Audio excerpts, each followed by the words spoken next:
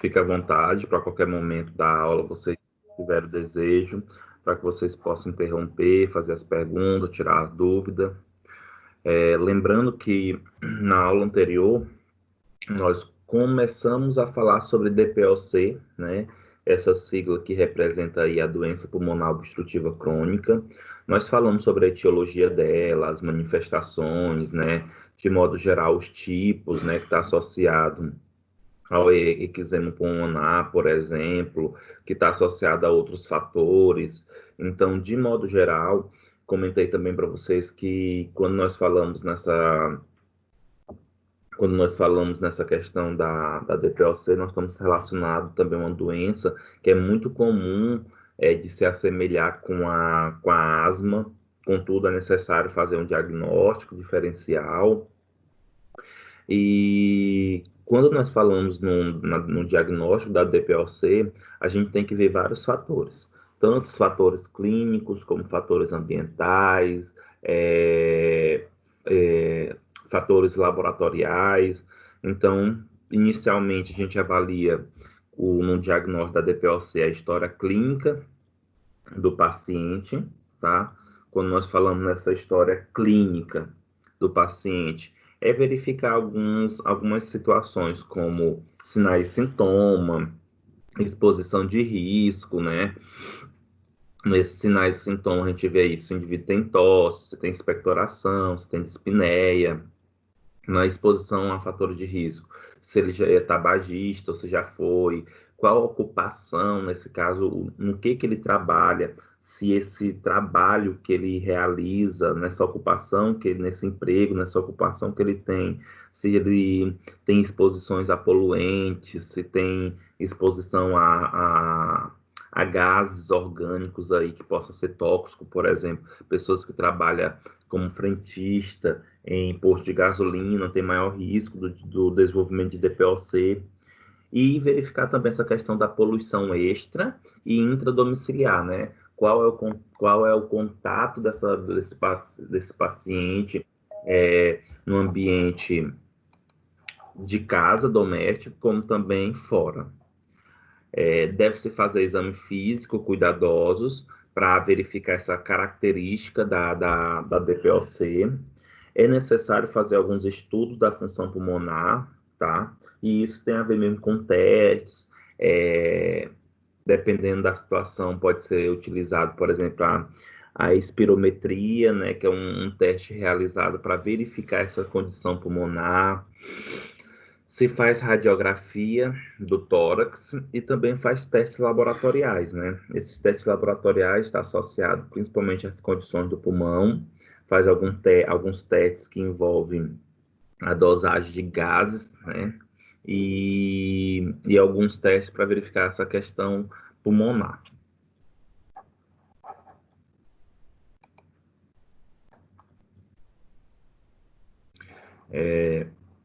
A obstrução das vias respiratórias prolonga a fase expiratória da respiração e proporciona um potencial para o dano às trocas gasosas devido à má combinação entre ventilação e perfusão.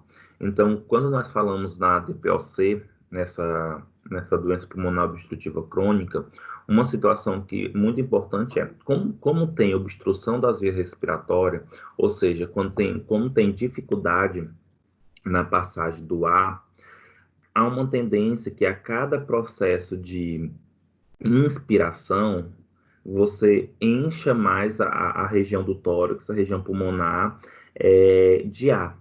Contudo, como se tem mais ar nessa região pulmonar, nessa região torácica, existe uma dificuldade na eliminação também desse ar restante. Então, há uma dificuldade no processo de expiração, na eliminação desse ar. E aí, se tem uma diminuição nessa expiração, o paciente ele acaba tendo uma dificuldade também no processo de inspiração. E isso leva a um problema nas trocas gasosas. Por quê? Porque chega menos oxigênio nos sáculos alveolares para facilitar a sua passagem, para facilitar a sua troca gasosa. Então, isso acaba levando a vários problemas em seguida, que estão associados justamente à diminuição de oxigênio no sangue, aumento de hemácias, a circulação ela fica muito mais viscosa, fica-se o sangue um pouco mais ácido por causa do acúmulo do dióxido de carbono. Então, olha só, quando nós pensamos nessa questão da DPLC, nós temos que verificar que o problema não está associado somente à falta de ar, não está associado somente à falta dessa captação, mas outros fatores que vão influenciar. Na verdade, isso é uma cascata de situações que vão levar a condições a problemas que o indivíduo pode manifestar.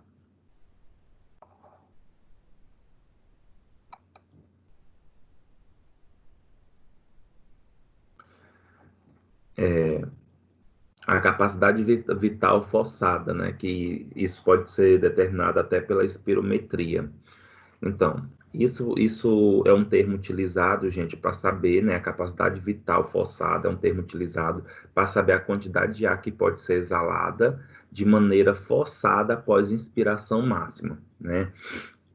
Então, o que seria isso? De modo geral, você tem como verificar a quantidade de ar que você inspira, ou seja, a quantidade de ar que você coloca para dentro dos pulmões, como também você pode ver a quantidade de ar que você pode retirar do pulmão. Isso é realizado aí chamado capacidade vital forçada. Em um adulto com função respiratória normal, isso deve ser alcançado em 4 a 6 segundos. Olha o tanto que é rápido acontecer esse processo, né? Então é mais ou menos assim: a cada 4 a 6 segundos, nós inspiramos e eliminamos todo o ar que foi inspirado ou o restante desse ar que foi inspirado. E um dos exames realizados para determinar essa capacidade vital forçada é a espirometria, né? Que é um exame teoricamente relacionado para saber as características pulmonar, força pulmonar, e é um exame muito comum solicitado quando o paciente ele tem indícios aí de DPOC, de asma, para verificar essa capacidade de expiração e de inspiração e de expiração.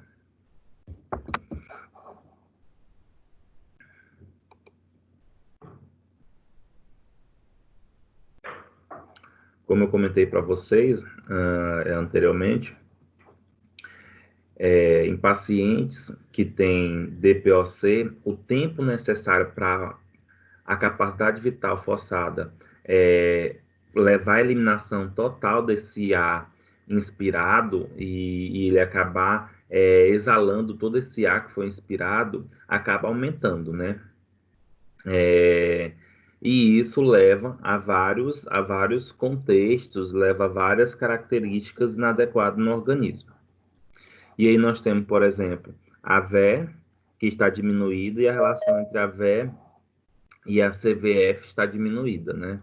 Quando nós falamos nessa V aí, nós estamos falando da velocidade de expiração forçada, né? E aí nós temos aqui, por exemplo, nesse quadro, o estadiamento da DPLC segundo a Gold, que ele relaciona essa questão da capacidade vital forçada e da velocidade de expiração forçada, né? Então, por exemplo, um paciente que está no estágio leve da DPLC, ele tem aí uma relação entre a VE e a CVF de menos de 70%. Moderado, nós temos aí menos aliás, na leve ainda. Aí a VE, ela está associada a maior ou igual a 80%. Já na moderada, vocês podem observar que a VE, em relação a CVF, é menor que 70%.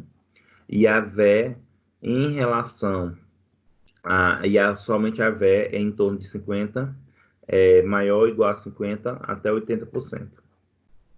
Agora vamos para muito grave. Se vocês observarem na muito grave,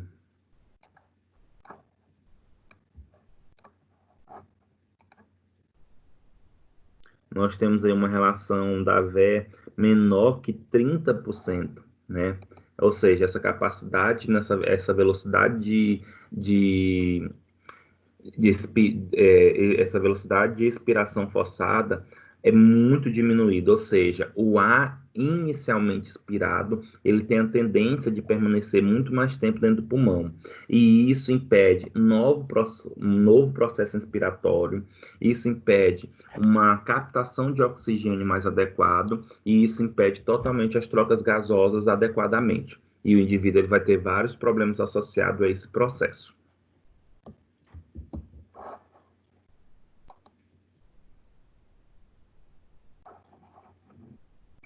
Aqui é só o quadro é, ampliado que eu mostrei anteriormente.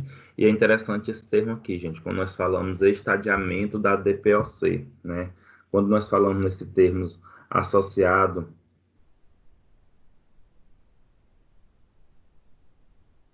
quando a gente fala nesse termo estadiamento, nós estamos falando de modo geral do processo de evolução, né? Nós estamos falando de evolução dessa doença, nós estamos falando da característica da doença se desenvolver, se espalhar. Então, quando nós falamos aí estadiamento da DPOC, nós estamos falando da evolução. E apesar do uso das medicações para o tratamento e etc., é muito comum os pacientes, com o passar do tempo, da idade, da vida mesmo, sempre aumentar esse processo da doença, né? Evoluir essa doença em si. Os medicamentos, de modo geral, eles só vão facilitar, aliás, vão diminuir o processo de evolução, mas não significa que a doença ela não vai evoluir. Ela evolui, ela progride de uma maneira mais simples, de uma maneira mais lenta, mas que vai evoluir, vai. Principalmente porque tem vários pacientes, quando tem, por exemplo, DPOC, eles não conseguem, por exemplo, mudar alguns estilos de vida. Tem gente que, apesar de ter DPOC, apesar de ter eczema pulmonar, não deixa de fumar, continua sendo tabagista. Tem pacientes que continuam praticando algumas atividades físicas que não tem mais condição associada, por exemplo, não tem mais relação associada com o indivíduo não tem como mais fazer aquele processo, então é bem complicado.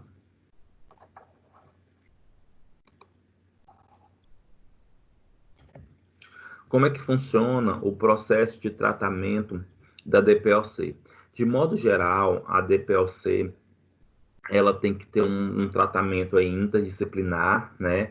E isso vai depender muito de indivíduo para indivíduo, vai depender das condições em que se encontra o indivíduo, os fatores que favorecem a evolução da doença, né?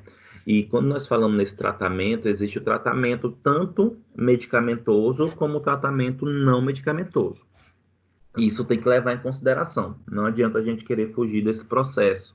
O indivíduo tem que entender que o tratamento medicamentoso ele não vai ser eficaz o suficiente caso ele não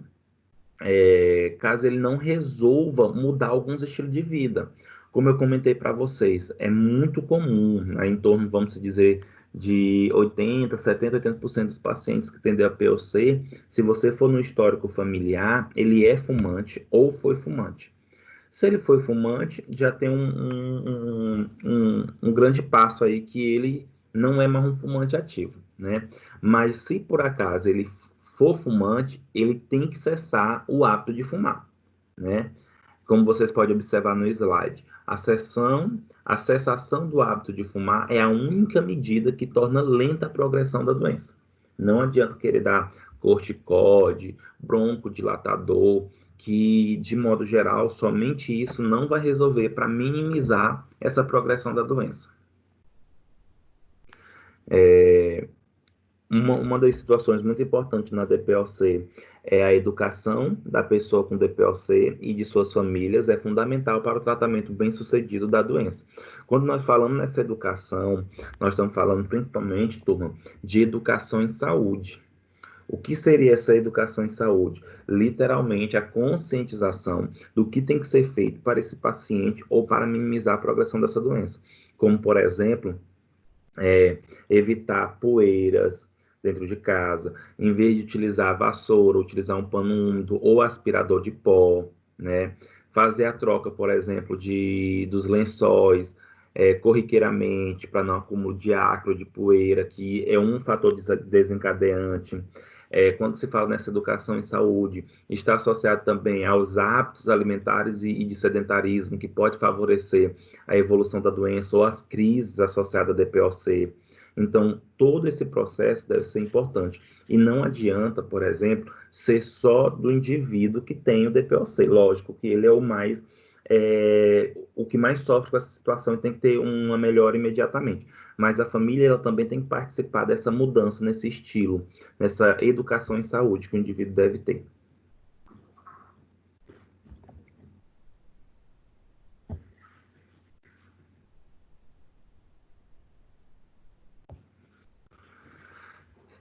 Ainda dentro do tratamento da DPLC, ainda dentro desse processo de manejo da DPLC, nós temos que observar que o tratamento ele também está associado, turma, àqueles estágios que nós observamos anteriormente, leve, moderado, grave e muito grave, né?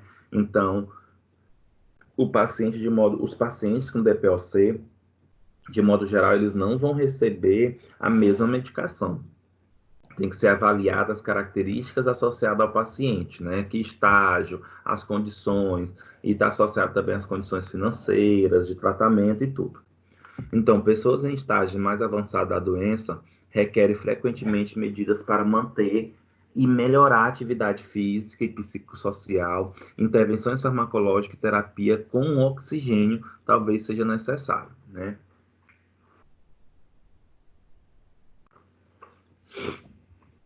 Então, quando nós falamos nessas medidas aqui, turma, observa só, requer frequentemente medida para manter e melhorar a atividade física e psicossocial. Quando nós falamos melhorar a atividade física, não necessariamente é somente porque o indivíduo ele pratica atividade física, né? Mas sim porque um paciente, por exemplo, com TPOC, que tem dificuldade nesse processo de inspiração e principalmente de expiração, ele acaba tendo uma hiperresponsividade brônquica, ele acaba tendo involuntariamente a captação de ar e a exalação de ar inadequadamente. Isso leva a um cansaço enorme. Então, qualquer atividade que leva a esse processo de qualquer atividade diária, não é nem atividade física, qualquer atividade diária que o indivíduo faça, por exemplo, desde lavar uma louça, varrer uma casa, por exemplo, aspirar o pó de uma casa, de um apartamento, tudo isso leva a um cansaço exacerbado. Fica literalmente impossibilitado de fazer essas atividades aí. E isso leva a fatores psicossocial, né? Que a pessoa não vai, cada vez mais vai se isolar, porque não consegue, por exemplo, passar muito tempo fora de casa, não consegue fazer se socializar com outras pessoas por causa desse cansaço, dessa irritabilidade, dessa fadiga. Então, a necessidade do tratamento ajudar nesse aspecto também.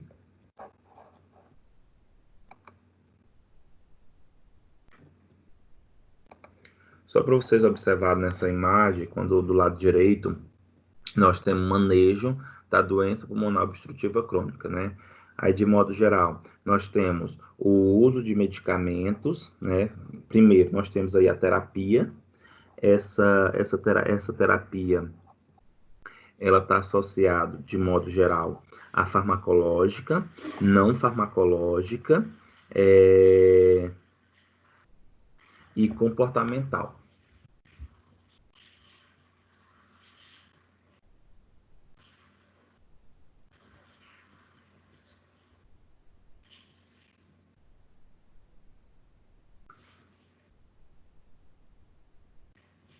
E aí, quando nós falamos na terapia, lembra que eu comentei anteriormente para vocês, a terapia, ela não, o tratamento da DPLC não está associado somente a uma terapia farmacológica, mas ela está associada a uma terapia não farmacológica e além mais disso, a uma terapia comportamental, que está associada principalmente à educação em saúde.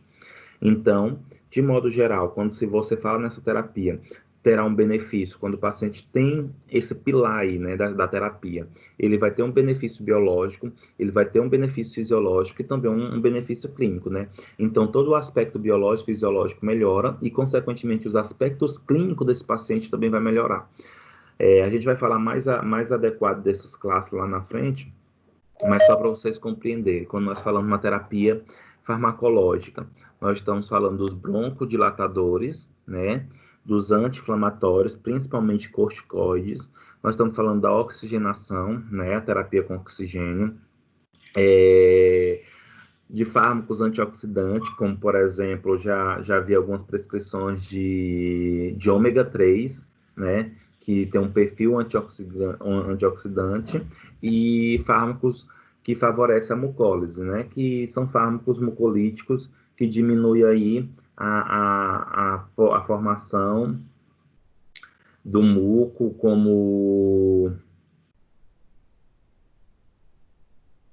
a formação do muco, como também da diminuição desse muco, deixa esse muco menos viscoso, mais fácil para ser fluido, para facilitar a sua expectoração, né? Porque imagine só um paciente com DPOC que tem obstrução das vias aéreas e tem uma grande produção de muco.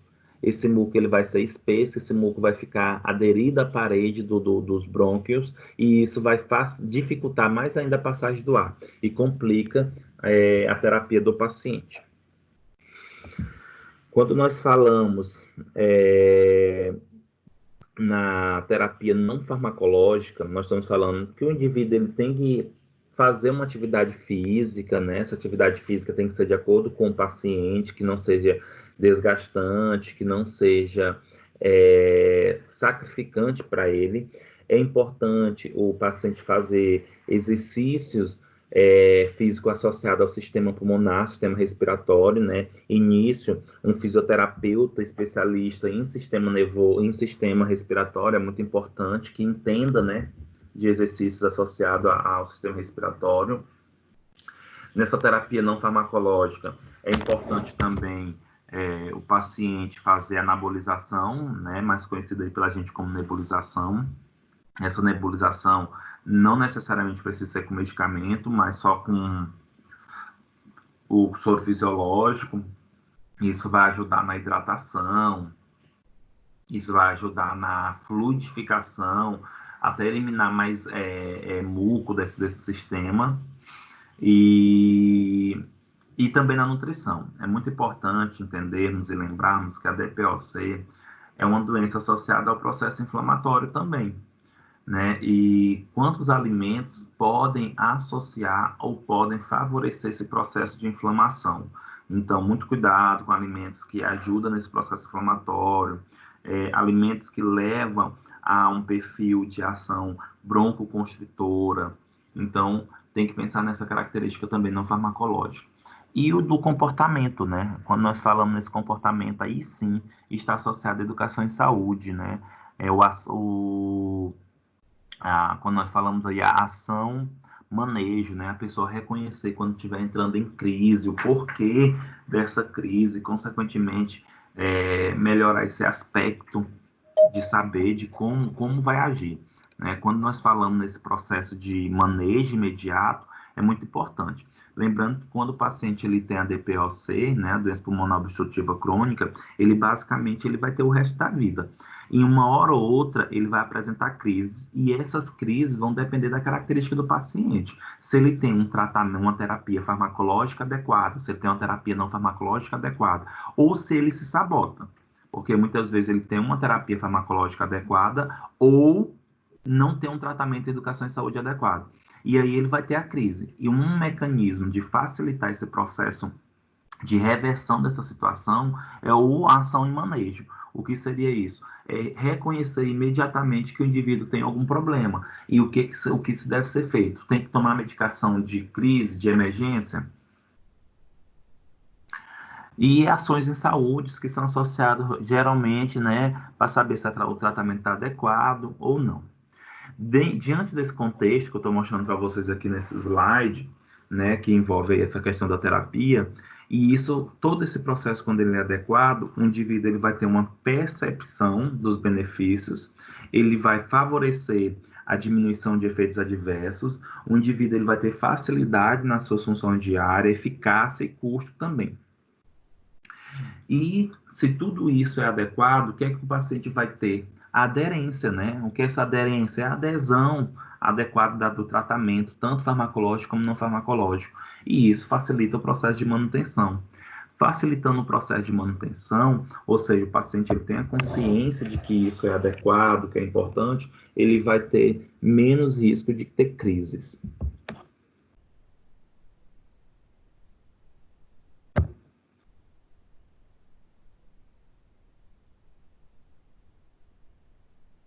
Quando nós falamos no tratamento, aí nós vamos relacionar alguns aspectos, tá?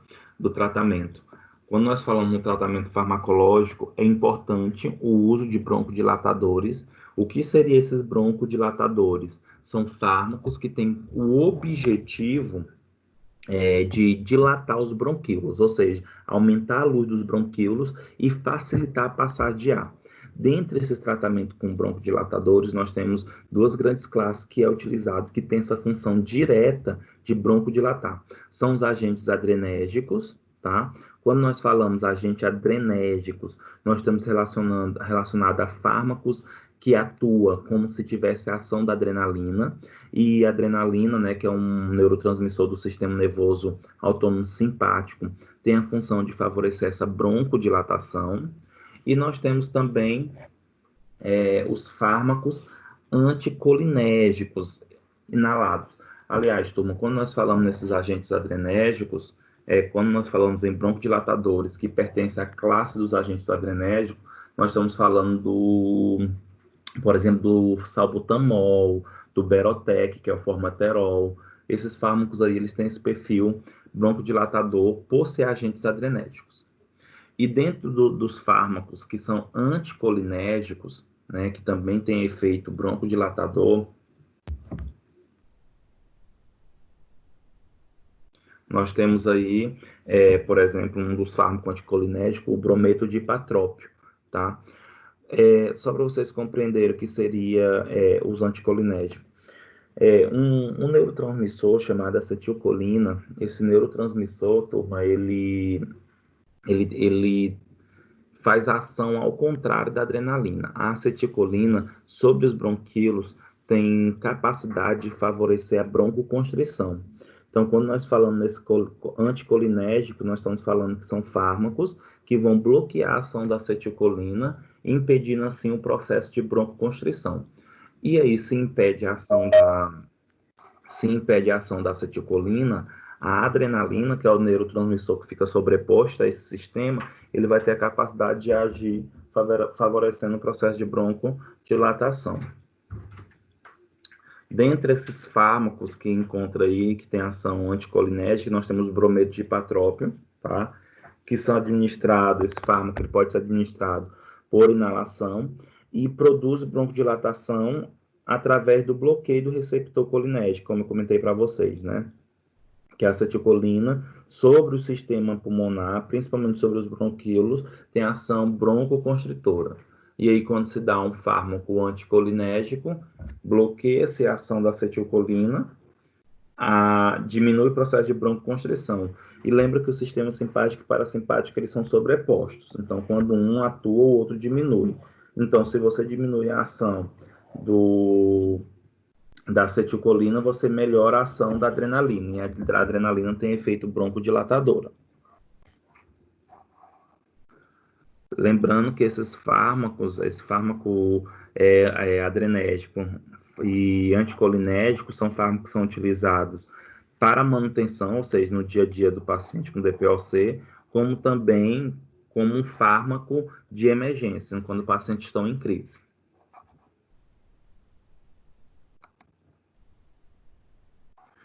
Outro fármaco também que são considerados fármaco utilizado como broncodilatadores, nós temos aí a metilxantina, tá?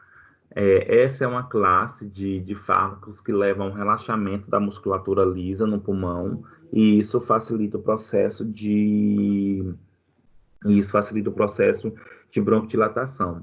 Um dos exemplos de fármacos que pertence à classe das metilxantina, nós temos aí a teofilina oral, que pode ser usada no tratamento de pessoas que não respondem aos broncodilatadores inalados, tá?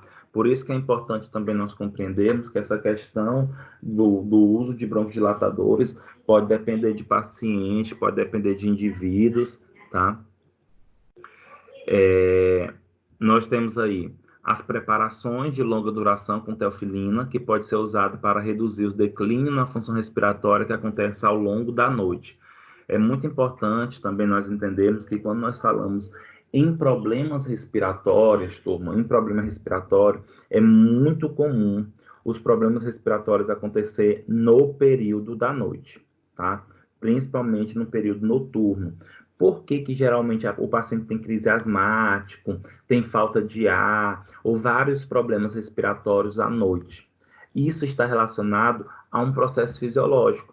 Durante a noite, há a tendência de ter um aumento na produção e ação da acetilcolina e uma diminuição no efeito da adrenalina. Nesse contexto, a gente pode relacionar os aspectos no pulmão. A função da adrenalina no pulmão, principalmente nos bronquíolos, é broncodilatar. E a função da adrenalina, da acetilcolina nos bronquíolos é contrair. Então, o que acontece? Se à noite produz-se mais acetilcolina, se tem mais ação da acetilcolina, então vai ter uma maior possibilidade de ter broncoconstrição. E o paciente já tem problema associado ao sistema respiratório, e à noite tem broncoconstrição, então ele vai ter crises maiores associado principalmente no período noturno. E a teofilina, ela vai minimizar esse problema, vai ter maior efeito durante a noite, impedindo esse aspecto. Existe também evidência de que a teofilina possa melhorar a função dos músculos respiratórios, aumentando a eliminação de muco, né? E melhorando o impulso respiratório central. Aquilo que eu comentei para vocês, a teofilina, as metilxantina, que aí tem a sebrofilina, a minofilina, essas metilxantinas, de modo geral, como a teofilina, ela facilita a fluidificação, ela facilita esse relaxamento do sistema respiratório, e isso facilita a retirada, por exemplo, de muco. E lembra-se que o muco é uma das condições associadas à DPOC, e a presença de muco deixa deixa uma resistência maior para o ar, ou seja, o ar vai ter uma dificuldade nessa passagem.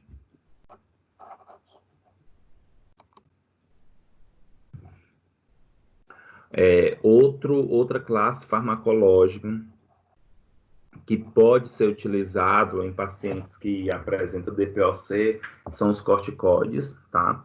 Contudo, os corticoides, gente, são fármacos anti-inflamatórios não esteroidais, tá? E mais conhecido aí como corticoide, corticosteroide, glicocorticoide.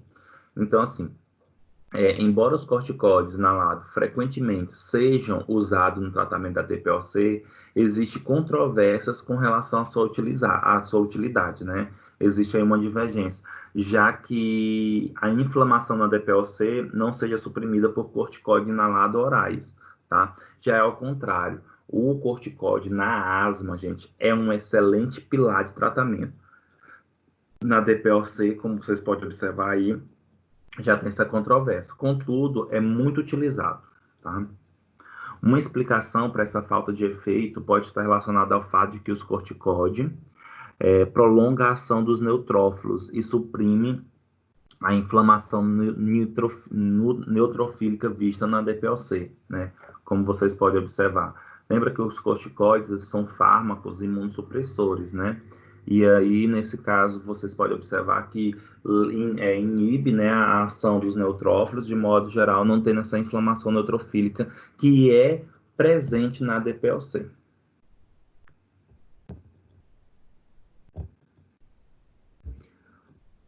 Um outro tratamento que pode ser utilizado, né, é a terapia com oxigênio. A terapia com oxigênio é prescrita para pessoa selecionada com hipoxemia significativa, ou seja, a pressão do gás de oxigênio arterial é menor que 55 milímetros de mercúrio, né? E isso, gente, de modo geral, tem que ser verificado através das dosagens de gás, pode fazer uma gasometria, outros exames para ver essa captação de oxigênio. E o objetivo global da terapia com oxigênio é manter uma saturação de oxigênio na hemoglobina pelo menos de 90%, né? Lembra que eu comentei para vocês nessa nossa aula, na aula passada, que quando o paciente ele tem DLPOC, como tem baixa de oxigênio, tem vários problemas associados a essa baixa de oxigênio, tá? Como, por exemplo, o aumento, né, a polissemia vera, aumento de hemácia, porque ela acaba tendo a necessidade de captação desse oxigênio, aumento da temperatura. Só que nós temos que entender que esse oxigênio ele não está indo para o sangue porque não está sendo captado corretamente, porque tem uma obstrução das vias respiratórias. Turma, assim nós concluímos essa nossa aula de DPOC. Eu vou botar o próximo conteúdo aqui. Alguma dúvida, alguma pergunta?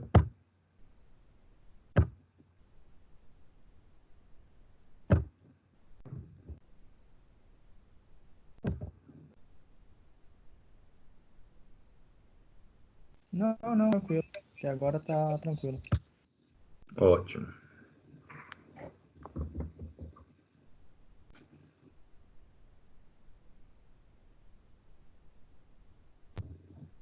Eu tenho, professor. Oi, fica à vontade. A pessoa que inala, então, oxigênio é por terapia com oxigênio. O oxigênio não vai para o sangue? Vai sim. O que eu comentei foi que pacientes, por exemplo, que têm DPOC, que precisa fazer o processo de terapia de oxigênio, é porque, como ele tem DPOC, ele tem uma baixa captação de oxigênio normalmente. E como tem baixa captação de oxigênio, esse oxigênio não vai para o sangue. E aí as hemácias não captam, as hemácias vão ter que ser aumentadas, vai ter aumento da temperatura, vai ter problemas celulares. Por isso que há necessidade da terapia com oxigênio, porque aí aumenta a concentração de oxigênio pulmonar e a troca gasosa, e a hemácia ela vai ficar com esse oxigênio. O que eu comentei anteriormente foi que pessoas que têm DPOC não conseguem captar oxigênio corretamente, mas porque não retira esse oxigênio do ar. Quando se faz terapia com oxigênio, isso acontece. Entendi. Obrigada.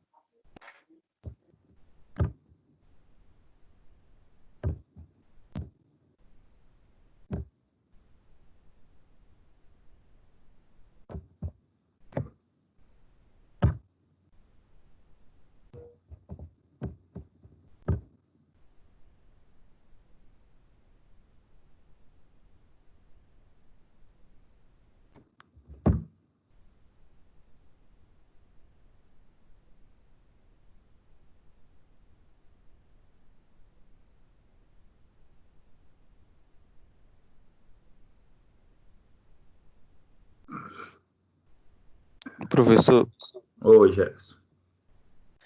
vê se tem alguém na lista de espera para entrar na aula que ela não está conseguindo aqui. Não. Todos aqui estão, Não tem não tem nenhum na lista de espera. Quem é que não tá? Quem não tá conseguindo? a Maila. Não, aqui tá ok. Não tem nenhum na lista de espera aqui. Porque ela tá lá naquela página esperando, dizendo que está esperando alguém aceitar ela para ela poder ingressar na aula.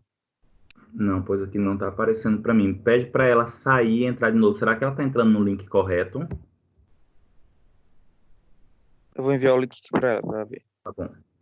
Gente, vou dar um intervalozinho de 10 minutos só para a gente processar a DPOC para a gente iniciar a tuberculose, viu?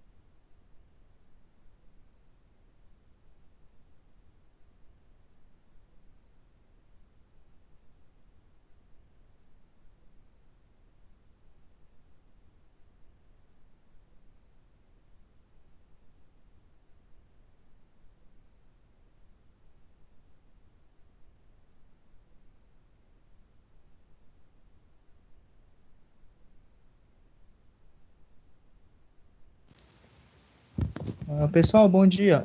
Alguém está conseguindo escutar alguma coisa ou ver alguma coisa? Porque o meu aqui tá estranho.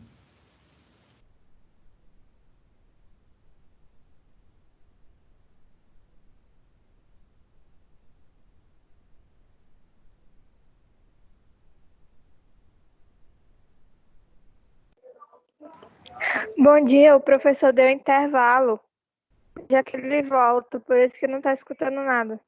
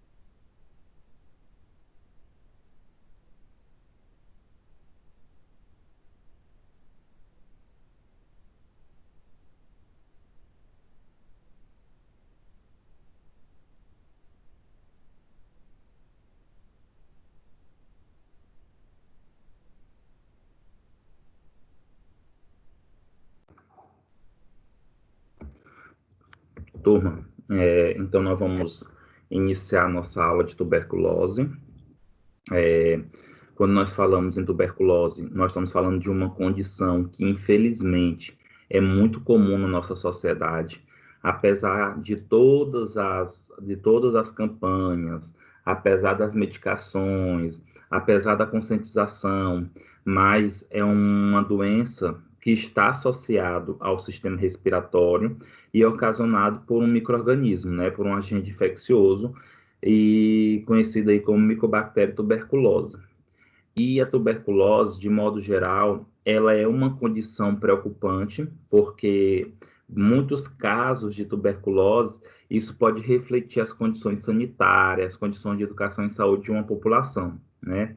E ainda tem outros problemas associados, né? A tuberculose, por trás dela, vem outras situações, né? Que outras situações são essas? O porquê do indivíduo ter adquirido a doença. Porque nós sabemos que, apesar da tuberculose ser uma doença existente, nós temos aí os mecanismos de defesa do nosso sistema respiratório contra esse micro-organismo, impedindo a infecção. Quando manifesta na pessoa tuberculose, alguma explicação tem que ter da baixa da imunidade. E aí você vai atrás, pode ter fatores muito mais agravantes, como, por exemplo, depressão associada à diminuição do sistema imunológico, falta de alimentação adequada, ou outras doenças associadas como HIV, automedicação por corticoides e vários outros processos, tá? Então, de modo geral, é muito importante compreender a situação da tuberculose, não somente a doença em si, mas o que levou, qual o motivo que favorece esse processo. Então, a tuberculose, gente, ela é a maior causa de morte por um único agente infeccioso no mundo inteiro. Olha esse dado, tanto que é alarmante. Maior causa de morte por um único agente infeccioso no mundo inteiro, né? Então, se a gente for pegar todos os micro-organismos que já chegaram a matar pessoas por causa da sua doença, a tuberculose está em primeiro lugar, né? Estima-se que a cada ano ocorra mais de 8 milhões de novos casos de tuberculose no mundo inteiro e aproximadamente 2 milhões de pessoas morrem da doença. Já imaginou 2 milhões de pessoas por ano morrer por causa da tuberculose, sendo que tem tratamentos adequados, mecanismos de proteções adequados, tá? O problema é que muitas vezes, quando a pessoa diagnóstica, tem um diagnóstico da tuberculose, se existe um comprometimento muito pulmonar. É um pouco tardio. A tuberculose é uma doença infecciosa causada pela micobactéria chamada Mycobacterium tuberculose, tá?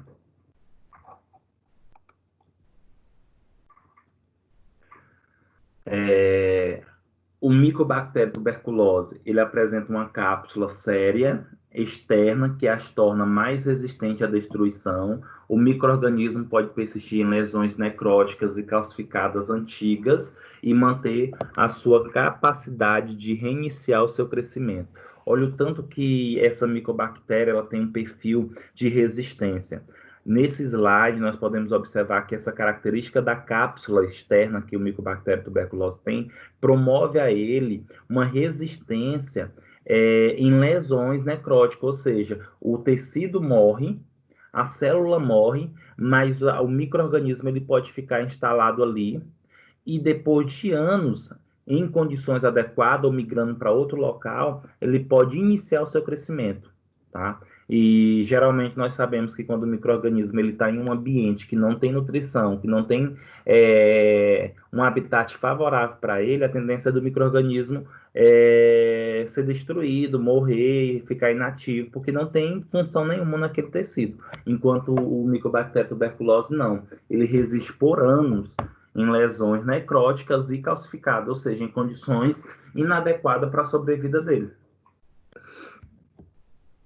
Por isso que o paciente, quando ele tem tuberculose, mesmo quando ele é tratado, tem que ficar verificando mesmo se todo o micro-organismo ele foi destruído, não existe mais resquício desse micro-organismo no pulmão, porque senão ele pode reativar, reiniciar e lá na frente desenvolver novamente a tuberculose.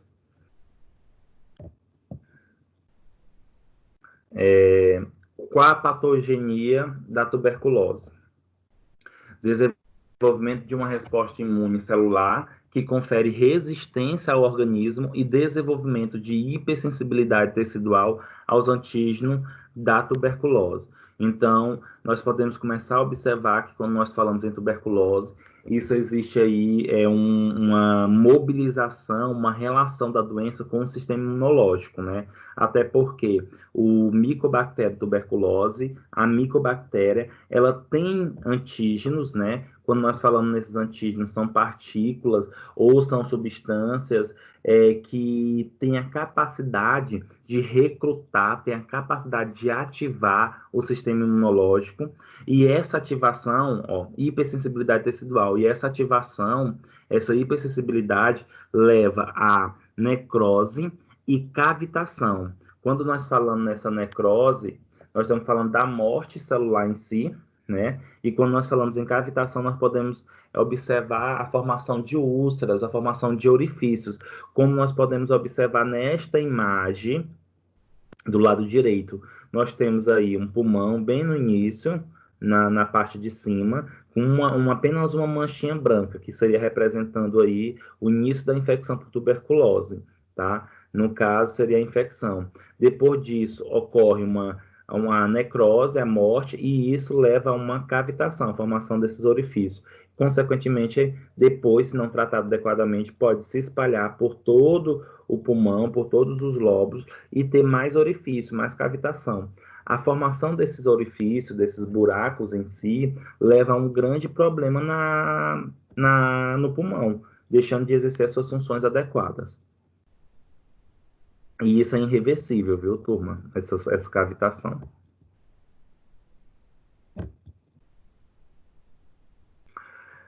Logo após a sua entrada no pulmão, ou seja, logo após o micobactéria entrar no pulmão, existem nossas células de defesa, né, como os macrófagos.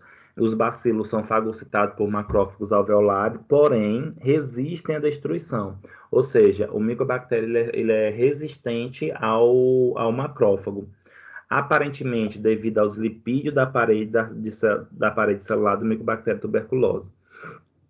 Então, os macrófagos acabam não conseguindo destruir o bacilo, principalmente por causa desses lipídios que tem na parede do micro-organismo, tá?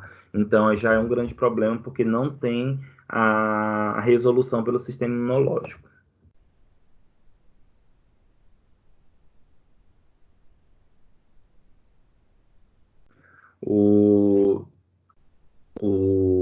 Os macrófagos, turma, eles ainda acabam fagocitando o micobactério, mas mesmo assim fagocitando, trazendo o micobactério para dentro do citoplasma, o micobactério não é destruído. E, na verdade, a micobactéria acaba se multiplicando dentro do macrófago, dentro dos fagossomos.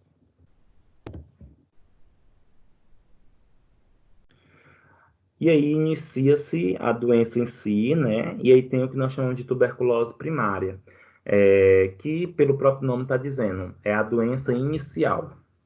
E aí nós temos, inicia-se em consequência da inalação de núcleos de gotículas que contêm o bacilo da tuberculose. Então, logo em seguida que começa a inalação, que você entra em contato com o micobactéria tuberculose, inicia a tuberculose primária.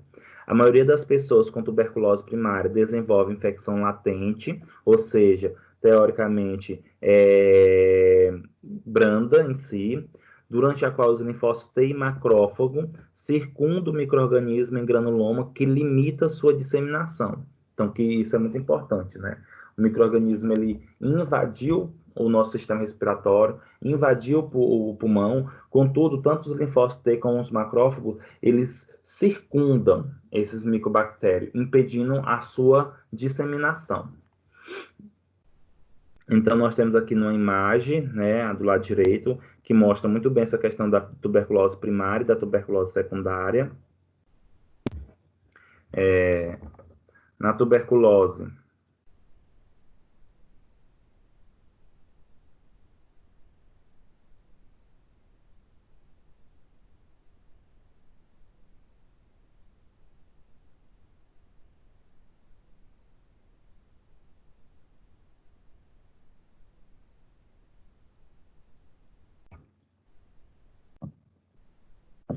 quando vocês observam nessa questão da tuberculose primária, inicialmente tem uma resposta de hipersensibilidade mediada por célula, tá? Quando nós falamos nessa resposta de hipersensibilidade mediada por célula, é justamente pelos linfócitos e macrófagos, e inicialmente tem uma resposta inflamatória granulomatosa, que foi o que eu comentei anteriormente. Quando o micobactéria ele entra no sistema pulmonar, imediatamente essas células circundam esse micobactéria, essa bactéria, esse bacilo, e forma um granuloma, né?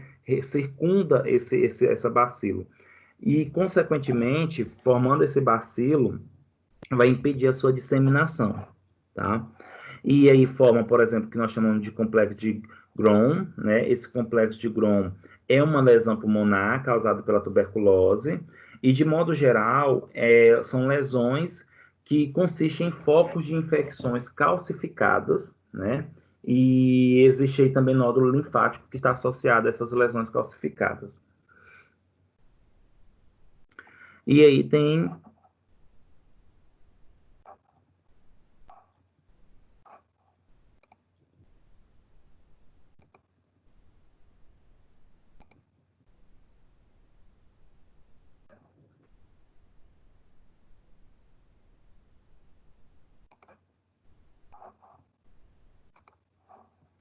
E aí, de modo geral, pode ter uma lesão pequena ou pode ter a cura dessa lesão. Contudo, vem aí, teoricamente, tuberculose secundária. Por exemplo, nessa resposta de hipersensibilidade mediada por célula, o paciente ele pode ter o desenvolvimento de imunidade celular, e aí, nesse momento, tem um teste cutâneo positivo, né? Que é o intradermo reação de Montenegro. Nesse desenvolvimento de imunidade celular, pode ter uma reinfecção, o paciente ele pode ter uma reinfecção. Nessa reinfecção, tem uma tuberculose progressiva ou disseminada, ou quando esse complexo de Grow não está, teoricamente, não existe uma resposta celular adequada e aí não consegue circundar, não consegue fazer esse granuloma nas bactérias, ela consegue se disseminar. Ou então, nesse momento aqui, quando fala na lesão, né, pequena, pode ter focos de micobactério e, consequentemente, ter de novo o desenvolvimento da tuberculose. Isso daí já seria a tuberculose secundária.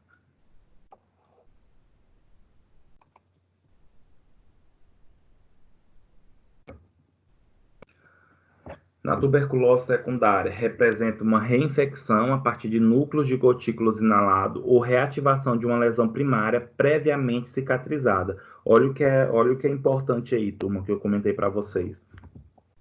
Um dos grandes lances, um dos grandes problemas associados à tuberculose se não erradicar, se não eliminar de modo geral todo o micro-organismo, todos os bacilos do pulmão, o indivíduo pode ter até uma melhora, mas pode ser que uma bactéria, um foco de bacilos esteja presente em uma região do pulmão, calcificada, como pode dizer aqui, cicatrizada, e depois ela pode ser reativa. Como é que ela pode ser reativa depois? Com a baixa do sistema imunológico da pessoa. E aí reativa novamente o processo de reinfecção e o indivíduo tem tuberculose secundária, tá? Por isso que é aquilo que eu comentei para vocês bem no início dessa aula de tuberculose. Quando o paciente tem tuberculose, é comum que ele fique fazendo exames, fique observando, analisando para ver se realmente está totalmente curado, se existe ainda um foco escondido aí que possa depois novamente manifestar.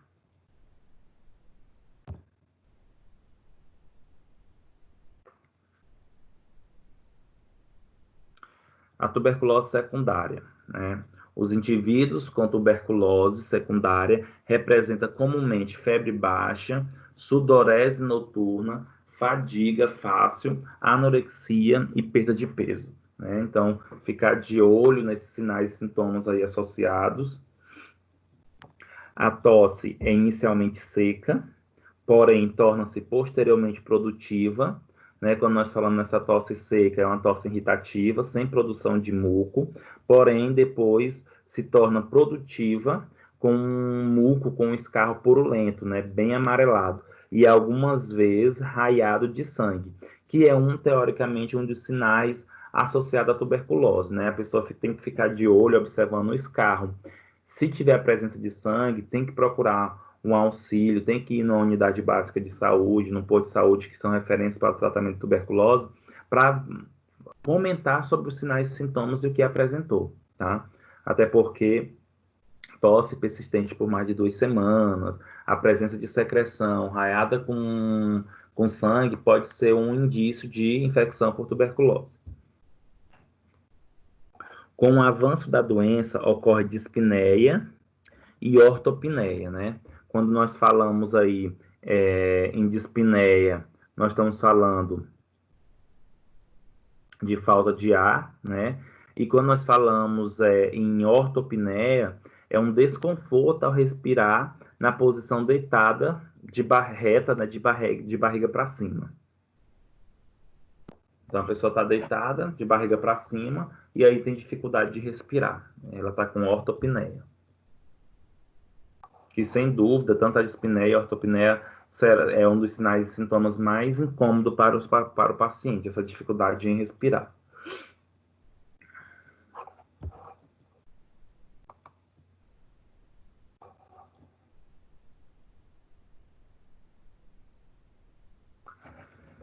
Quando nós falamos no diagnóstico em si, da tuberculose, nós temos os métodos de triagem, que são testes cutâneos, a tuberculina, e as radiografias de tórax. É muito comum a realização dessas radiografias de tórax, né, para fazer o acompanhamento. Quando nós falamos nesse teste cutâneo com a tuberculina ela se comporta como um antígeno, né, que é semelhante à característica da tuberculose.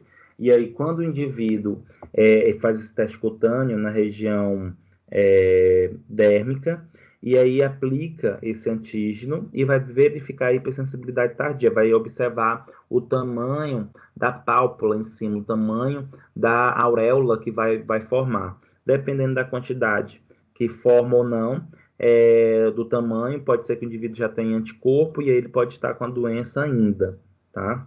Porque teve uma reação de hipersensibilidade na região do teste.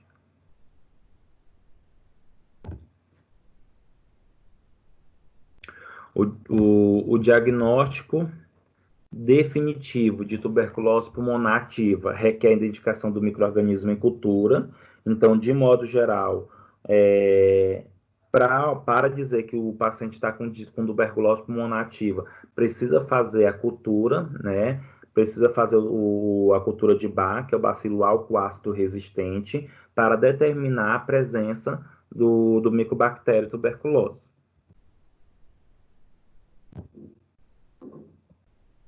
O tratamento.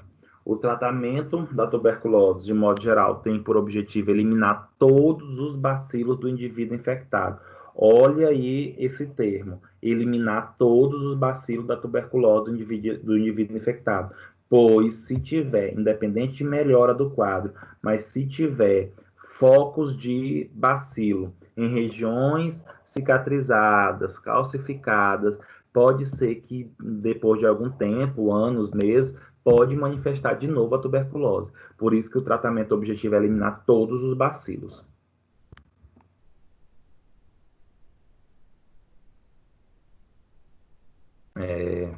Evitando, ao mesmo tempo, o aparecimento de resistência significativa aos fármacos. Porque o que acontece? Quando elimina, de modo geral, todos os bacilos em si, não há mais necessidade do uso de fármacos, como também esse bacilo, ele totalmente eliminado, ele não vai ter possibilidade de criar mecanismo para resistência. Quando se tem esses focos de bacilo isolados, acredita-se que, devido ao ataque que ele teve de antibiótico e não morreu, ele vai criar estratégias, não foi eliminado, vai criar estratégia para ter resistência em si.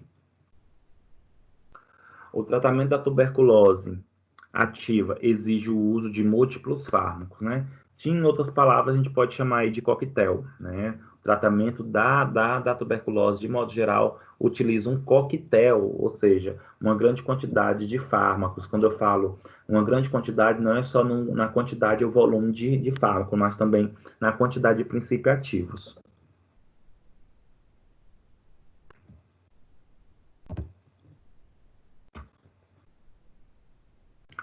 Dois grupos preenchem os critérios estabelecidos para o uso da terapia antimicobacteriana da tuberculose. Turma, quando nós falamos esse termo aí, antimicobacteriano, são fármacos que são utilizados contra micobactérias. Lembra que a tuberculose é ocasionada por um bacilo, mas não é uma bactéria comum, é um micobactério, tá? Por isso que fala antimicobacteriano. Os indivíduos com tuberculose ativa e aqueles que tiveram contato com casos de tuberculose ativa e que correm o risco de desenvolver uma forma ativa da doença. Então, é importante, nesse momento, vocês já compreenderem que, muitas vezes, um paciente ele faz o tratamento da tuberculose sem ter, teoricamente, a tuberculose. Mas, por exemplo, se tem em uma casa um paciente que deu ativo para tuberculose, e ele é casado, tem uns filhos, e ele estava convivendo naquele período ali com esses familiares, de modo geral, existe uma probabilidade muito grande daqueles indivíduos que estavam dentro da casa ter a tuberculose. E para evitar esse processo da manifestação da doença, esses indivíduos também já podem tomar a medicação. Lógico que vai ser um critério diferente, uma dose diferente.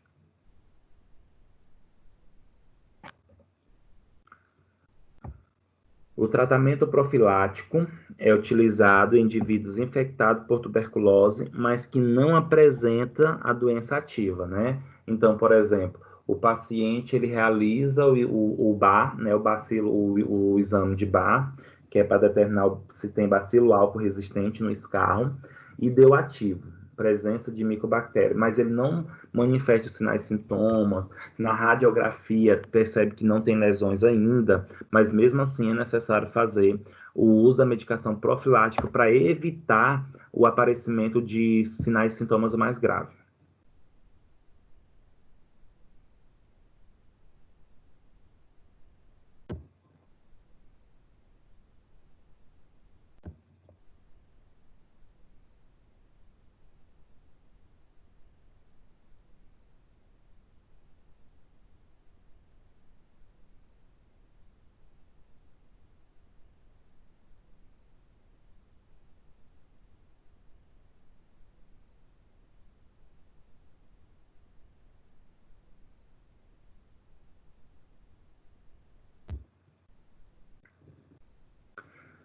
Os fármacos, de modo geral, que a gente chama de fármacos primários, usados no tratamento da tuberculose. O que seriam esses fármacos primários? São os fármacos de escolha. Quando a gente fala em fármacos primários, são os fármacos de escolha para o tratamento de uma doença. Lógico que para você determinar qual fármaco o paciente vai usar, também tem que verificar a história clínica dele, né? Será que essa tuberculose é a primeira? Será que é uma recidiva? Quais os tratamentos que já utilizou? Como teve o processo de obtenção dessa doença? Então é interessante, né, compreender essa característica. Mas, de modo geral, os fármacos de escolha é o INH, que é a, sem dúvida, mais conhecida, uma das mais usadas, que é a isoniazida, tá? A rifampicina, a pirazinamida, que é o PSA, o etambutol e a streptomicina. Esses fármacos aí, de modo geral, são os fármacos de escolha, fármacos primários utilizados para o tratamento da tuberculose. Então, INH, que é a isoniazida, a rifampicina, a pirazinamida, o etambutol e a streptomicina. Turma, esses fármacos são altamente tóxicos, são fármacos que levam a efeitos adversos gravíssimos, né? Um dos grandes problemas associados ao tratamento da tuberculose, gente, justamente é a adesão terapêutica, né? É tanto que existe hoje algumas estratégias para o tratamento da tuberculose. Por exemplo, da medicação supervisionada. O que seria isso? Tem um paciente que ele tem a tuberculose, mas ele é um paciente potencialmente capaz de não facilitar o processo de uso do medicamento ou não facilitar o processo, acaba não aderindo ao tratamento por causa dos efeitos adversos e outros. O que é que a equipe de saúde, do posto de saúde, eles vão fazer?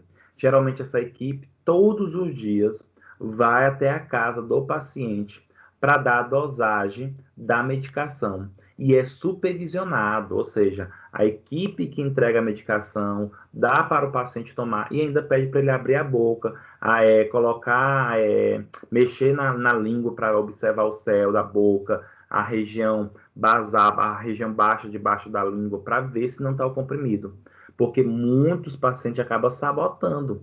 E isso é um risco muito grande, isso é um problema. Por quê? Quando o paciente, de modo geral, o paciente ele não toma medicação, mesmo ele sentindo uma melhora, o micro-organismo ele não foi eliminado totalmente. Esse micro-organismo vai ficar latente e uma hora ou outra vai se manifestar, fora o risco de transmissão que esse paciente vai ter em transmitir a doença para outras pessoas. Então, o tratamento, tanto da tuberculose como da hanseníase, são tratamentos altamente agressivos, tratamento com muitos efeitos adversos, e aí nós temos um grande problema na adesão terapêutica mesmo. E muitas vezes há necessidade dessa estratégia aí, de fazer com que o paciente tome um medicamento supervisionado para evitar a resistência e a transmissão do bacilo. Turma, qualquer dúvida, pergunta, viu? Precisa esperar eu finalizar, não.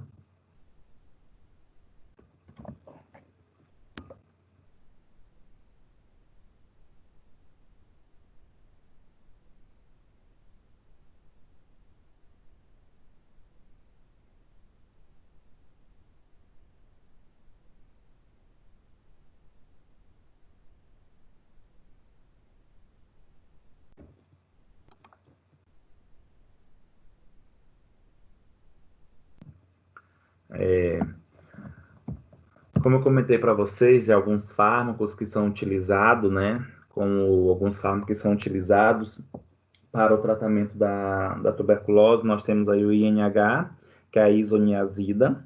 Aparentemente, combina-se a uma enzima necessária à cepa do bacilo da tuberculose, sensível à isoniazida. Então, assim, como todo micro-organismo, de modo geral, o Mycobacterium tuberculose ele precisa de substrato, precisa de enzimas, precisa de características para se manter. E aí algumas enzimas, né, do bacilo da tuberculose, aliás, alguns bacilos da tuberculose, eles têm enzimas necessárias para manter as suas funções. E a isoniazida, ela tem sensibilidade a essas enzimas. E aí essa enzima inibida faz com que o bacilo da tuberculose não tenha a capacidade de sua multiplicação, desenvolvimento, e acaba vindo a morte, né? A rifampicina inibe a síntese de RNA do bacilo, então se inibe a síntese de RNA do bacilo, deixa de produzir informações adequadas para a formação do material genético, né? E o etambutol e a pirazodamida são conhecidos por sua capacidade de inibir o crescimento do bacilo da tuberculose. Seus mecanismos de ação, em grande parte, são desconhecidos, né? Mas se impede o crescimento da tuberculose, consequentemente, impede seu desenvolvimento. E aí, existe já tratamentos padronizados, preconizados pelo Ministério da Saúde, né? E isso também depende de quanto tempo o paciente vai ser necessário o uso da medicação. Só para vocês observarem, tem pacientes aí que passam ano fazendo o tratamento da tuberculose, né? E aí nós temos, por exemplo, o esquema básico, né? Esse esquema básico demora em torno de 6 meses, o paciente tomando esse medicamento, os medicamentos. Lembrando que esses medicamentos eles são distribuídos pelo Sistema Único de Saúde. Nós não encontramos esses medicamentos de modo geral para tratar tuberculose em uma farmácia.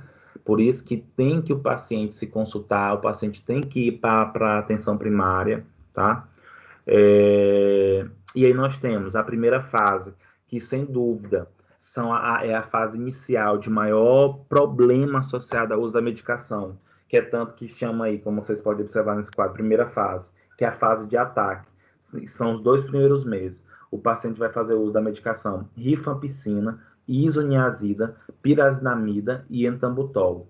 Ou seja, são 4 drogas altamente potentes, pesadas, e isso vai levar a vários efeitos adversos no paciente. Por isso que esses 2 primeiros meses é importante um acompanhamento, é importante a força da família, né? O encorajamento para que ele não deixe de tomar medicação nenhum dia que se quer. Depois de 2 meses com essa dose de ataque, vem a dose de manutenção, que é a segunda fase, né? Que o indivíduo já vai tomar por 4 meses, e só é a rifampicina e a isoniazida. Lembrando que tem esquemas especiais, que isso vai depender de paciente para paciente, mas o esquema básico comum para vários pacientes é esse daí, de primeira fase e de segunda fase, né? Primeira fase, 2 meses, segunda fase, 4 meses. E tem aqueles esquemas de falência ou de múltipla resistência, né? Quando nós falamos de esquema de falência, é quando o esquema básico, de modo geral, não funciona ou é inadequado por causa da resistência. Então, esse daí já demora muito mais tempo, pode observar aí que demora por volta de quase 1 ano e meio, mais de 1 ano, né? Aliás, 1 ano e 6 meses, que na primeira fase, que é a fase de ataque, utiliza a streptomicina, a pirazinamida, o etambutol, levofloxacina, terizidona. E na segunda fase, que já é no 7º mês, durante 12 meses, utiliza o etambutol, levofloxacina e terizidona. E aí também tem a questão dos esquemas individualizados, né? Isso vai depender de paciente para paciente. Não necessariamente precisa utilizar todas essas medicações. Pode ter algum esquema individualizado, tem uns que pode estar mais sensível ou não. Lembrando que essas condições do paciente também tem que verificar a característica de como ele vai agir no uso desses fármacos em si.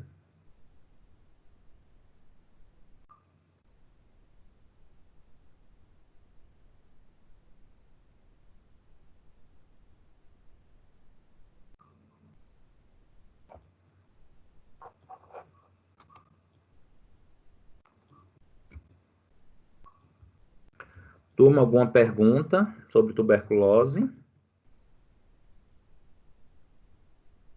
Quer fazer algum comentário?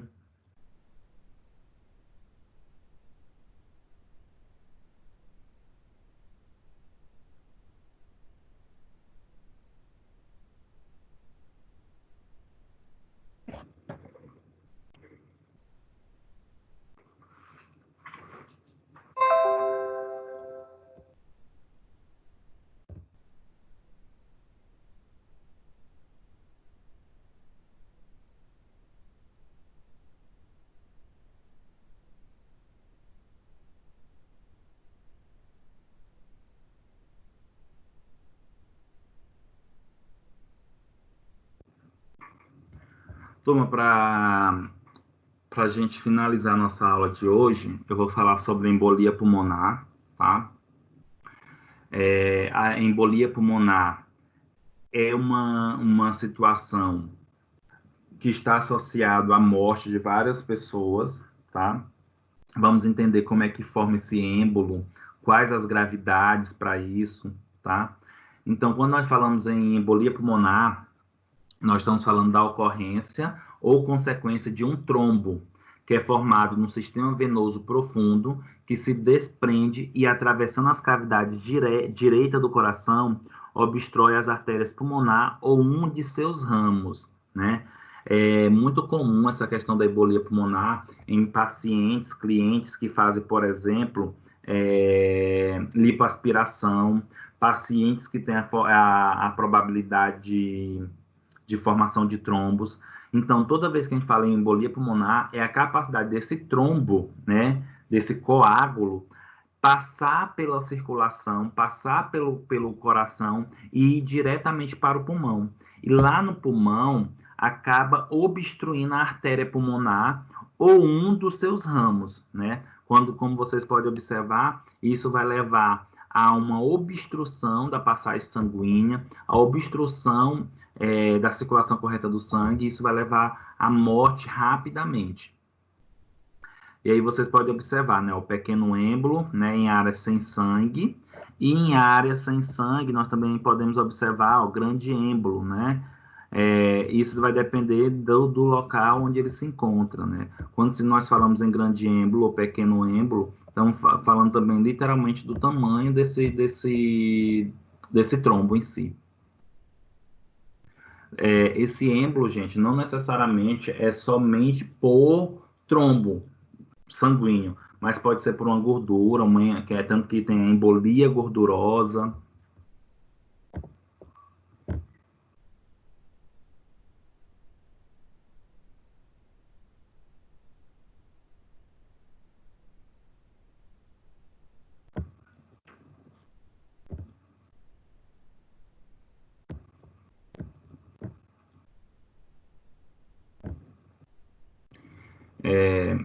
O êmbolo, nesse caso, é algo que não tem fluidez necessária para passar pelo segmento de circulação pulmonar. Então, o que seria isso? O êmbolo, ele não, pela sua característica consistente, né, porque é um trombo de modo geral, ou não, pode ser gorduroso, ele não tem fluidez, ou seja, ele não tem a capacidade de passar pelos capilares pulmonares, então acaba obstruindo esses capilares. Depois que um coágulo se desprende de uma veia, por exemplo, da perna, por exemplo, que é transportado pela corrente sanguínea, assim ele irá sair da sua veia original e ir subindo até chegar na veia cava inferior, né? Então, aqui é um exemplo na imagem à esquerda, vocês podem observar o que é que acontece, ó.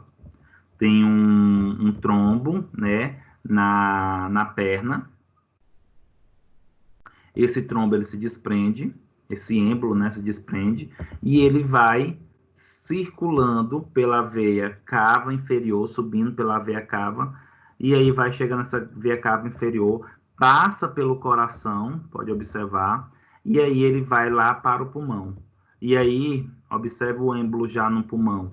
E isso obstrui todos os capilares, de modo geral, né, dessa região, impedindo a circulação sanguínea nessa região aqui.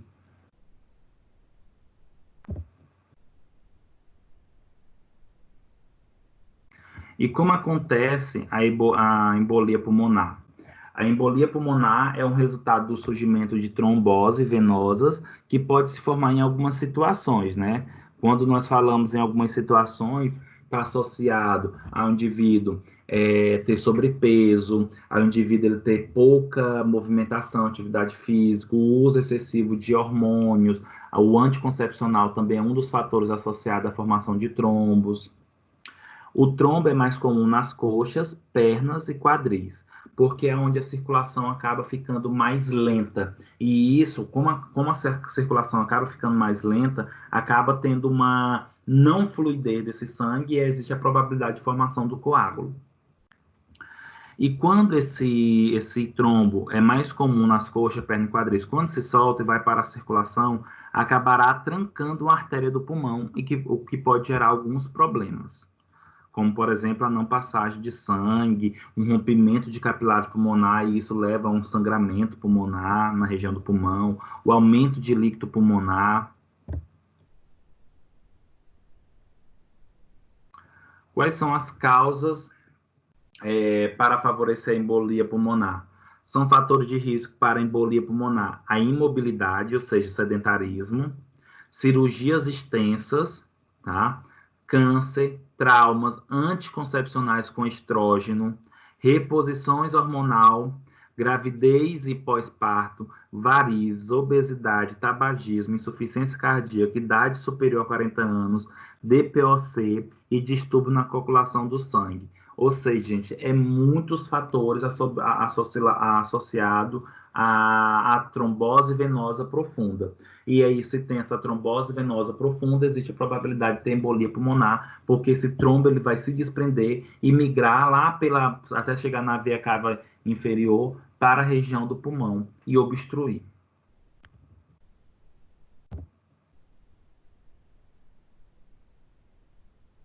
Esse slide ele mostra só de modo geral, né, turma, o mecanismo da embolia pulmonar. Como vocês podem observar nessa imagem completa do corpo humano, ocorre a maior probabilidade da formação de trombos na região na região inferior, né, nas pernas, quadril. E aí, consequentemente, esse trombo nessa região inferior, ele, por algum motivo, ocorre o seu desprendimento. Desprendendo esse trombo, ele migra aí pela a corrente sanguínea, tá? E viaja até o coração. Lá no coração, ele consegue passar pelo coração pelo lado direito e, consequentemente, chegar ao pulmão, obstruindo a região pulmonar. Obstruindo esses capilares, ocorre a dificuldade da passagem de sangue, rompimento de capilares, edema, e vai vir várias complicações. Nessas imagens que eu estou mostrando para vocês em relação ao vaso sanguíneo, no centro do slide, nós podemos observar um sangue do lado esquerdo fluido. Por algum motivo, ou aqueles fatores que eu mostrei anteriormente, esse sangue ele começa a coagular, forma trombo. Formando trombo, esse trombo, uma parte dele pode se desprender, que aí nós chamamos de êmbolo, e esse êmbolo pode migrar lá para a região pulmonar, obstruindo. Quais são os sinais e sintomas da embolia pulmonar? A apresentação clínica da embolia pulmonar é geralmente inespecífica, né? Então tem que ficar muito de olho nesse processo, dificultando o diagnóstico. E os sinais e sintomas dependem fundamentalmente da localização e do tamanho do trombo e do estado cardiorrespiratório prévio do paciente. Se o paciente ele é tabagista ou foi fumante, tem DPOC, consequentemente esses sinais e sintomas vão ser muito mais graves. Agora, se o paciente é um jovem ou um adulto jovem, não tem tantos problemas respiratórios nem cardíacos, vai sair um pouco despercebido. A falta de ar e dor no peito repentinas pode ser uma característica de embolia pulmonar.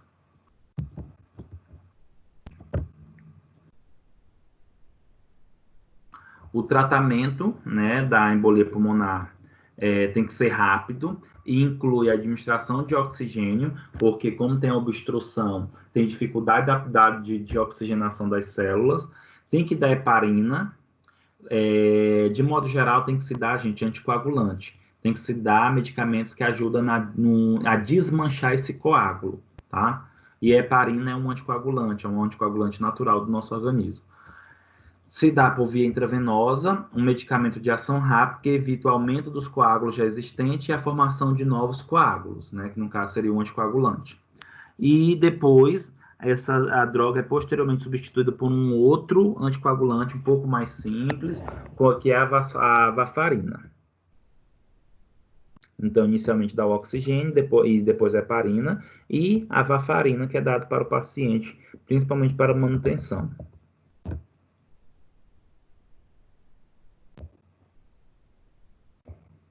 Uma dúvida, turma? Alguma pergunta?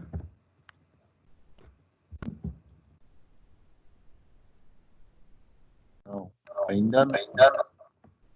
Certo. Então, a gente vai encerrar nossa aula hoje. Nós terminamos DPOC, falamos de tuberculose e embolia pulmonar. Na próxima aula, a gente vai finalizar esse assunto, que é com a fibrose pulmonar. Certo? Certo. Oi, gente, bom dia e ótima semana para vocês. Qualquer dúvida, é só entrar em contato. Obrigada, professor, para você também.